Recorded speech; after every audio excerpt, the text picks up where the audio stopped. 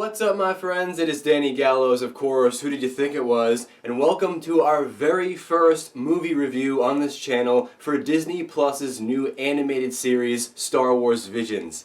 Now, before we get started today, I hope you will do me a favor and help this channel out a lot. There's a red subscribe button down below. Make sure you guys click it if you're new, because I'm making awesome content like this all the time. So please subscribe, come join this awesome community and be a part of this amazing channel. And before this video gets started, huge shout out to this channel's sponsor, Catnip.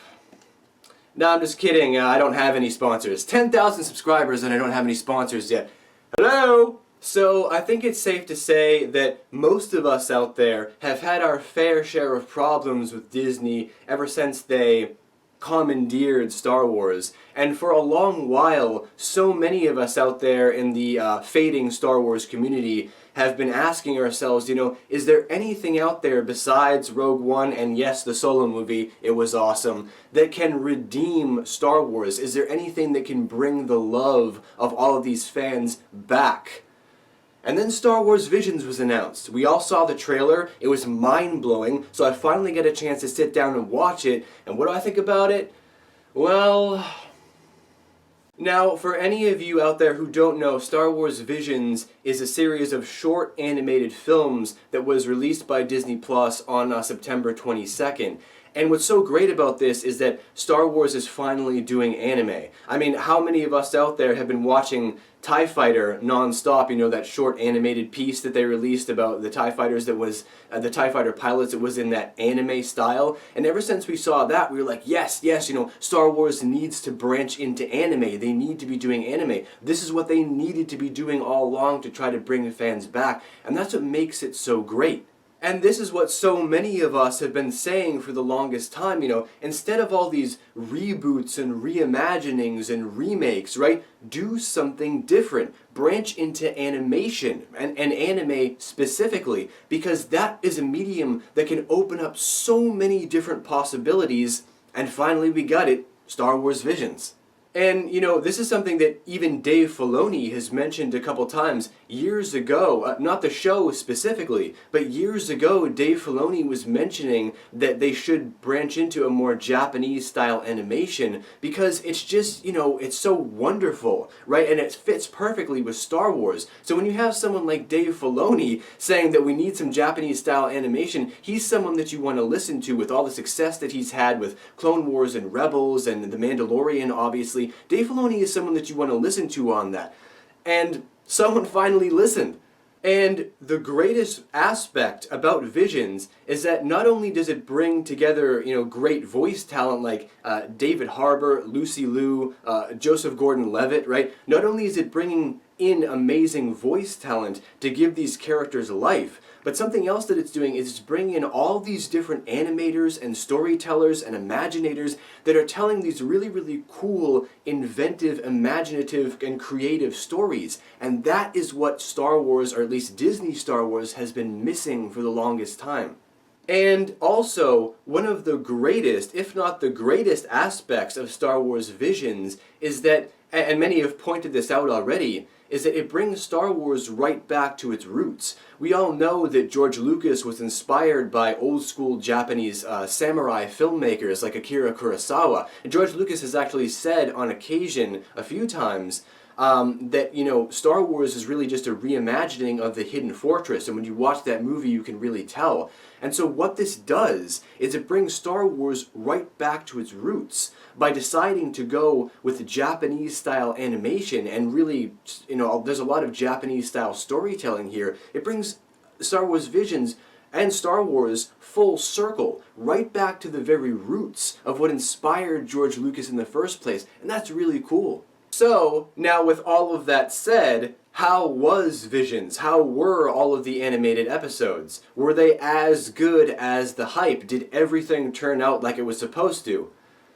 Well, kind of. Yeah, that's right, guys. Visions is kind of good, and it pains me to say that because the trailers just look so amazing. But I did have this kind of underlying notion that it wasn't going to be that good because I'm sorry guys, I just don't trust Disney anymore. No matter how good something looks, I do not trust this company. And unfortunately, Visions is a full realization of that. Now, don't get me wrong, Visions is not all bad. It's just mostly bad, and that's what's so disappointing to me. There are like 2 or 3 episodes that are really good, but that's the problem. There are only 2 or 3 episodes that are really good. The first episode in particular is really, really good, and the animation styles are great for a lot of the episodes. A lot of this felt like Studio Ghibli. Hence the t-shirt. See the t-shirt there? This is what I was expecting. And this is what you do get in a handful of the episodes, but just not all of them. There are some episodes that are really, really good. They feel like, something like Princess Mononoke with a Star Wars skin. And you're really invested in the storyline, you're really invested in the characters, but then you get to like the next episode, and it's like Pokemon.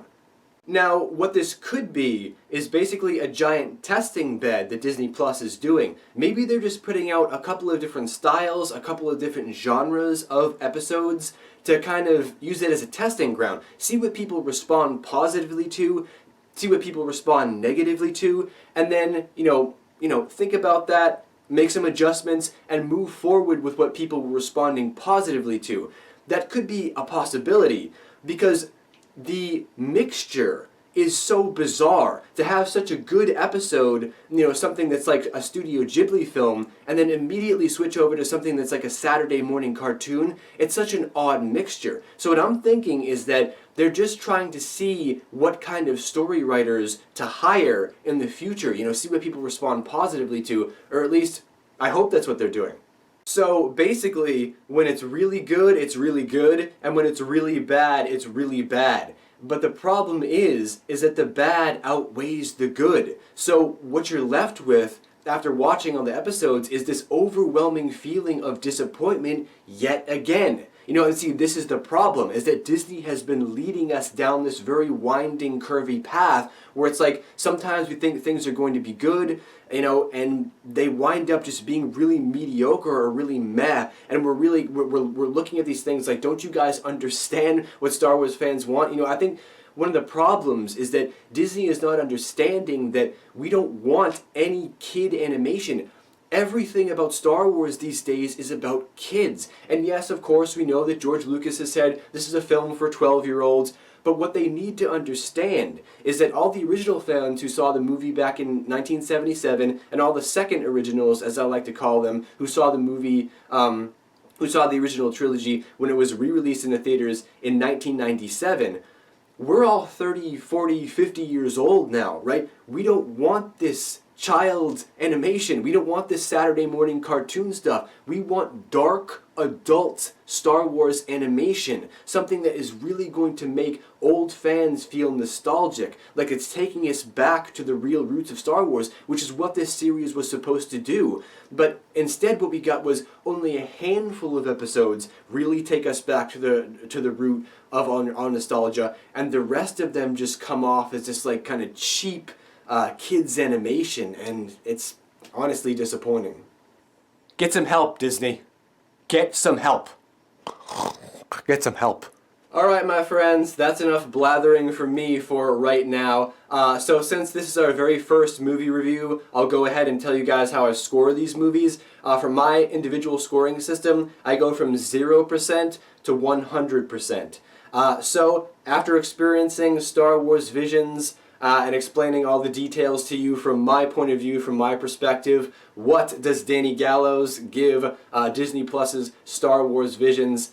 Well, unfortunately, guys, I'm going to have to go with only a, bam, 60 out of 100%. And really, I was thinking about scoring it lower. I was thinking about dropping it to maybe 50, maybe 45. But the problem is that I can't do that because some of the episodes, like I was saying, some of the episodes are really good. The animation is great, the voice acting is great, you're really invested in the storylines, there's a lot of development, even as short as the episodes were. And that's another one of my complaints too, is that the episodes, particularly the good episodes, were just far too short. Maybe they're going to give it more time to develop in the future. They're going to give some of these really, really amazing animators and storytellers more time in the future. But yeah, that was another one of my complaints, is that it was way too short. And obviously the biggest complaint is that the mediocre or bad episodes unfortunately outweigh all of the good episodes. But the episodes that are good are really good. They feel Studio Ghibli-esque. So for that reason, I'll give it a 60 out of 100%. But you know, these trailers, they looked like this was going to be 100%, 90% or something like that. So this is really, really disappointing to see that once again Disney has hooked us in with these awesome trailers just to kind of let all the wind out of the sails. Alright Dreamfasters, now we've come to that magical time of the video, the most magical time of this video, where you guys get to leave all of your thoughts, opinions, and ideas down below in the Great White Void. Of course, we all have different opinions about this, so what did you guys think? Tell me, did you enjoy Star Wars Visions? Was it horrible? Was it okay? Was it meh? What's your score? What do you think about this? And what do you think about the future of Star Wars Visions? Do you think it was just a testing bed? Or do you think that this is actually the future of this animated TV show? Because I sincerely hope not. But again, now I turn it over to you guys. Let me know what you guys think. And now, it's time for me to get out of here and watch some real Star Wars. Boom, that's right. The Phantom Menace. Yeah, that's right. You're reading that correctly. You're seeing that correctly. The Phantom Menace, Episode 1. I could have popped in some Episode 3 and watched some awesome lightsaber battles, but no, I'm going to get my Jar Jar on. Going to go watch some real Star Wars right here. Leave all your thoughts and opinions down below. I'll see you guys back here for the next video review, or movie review, whatever the hell this video was, very soon. Take care. Much love. For Thra, for Jim, forever.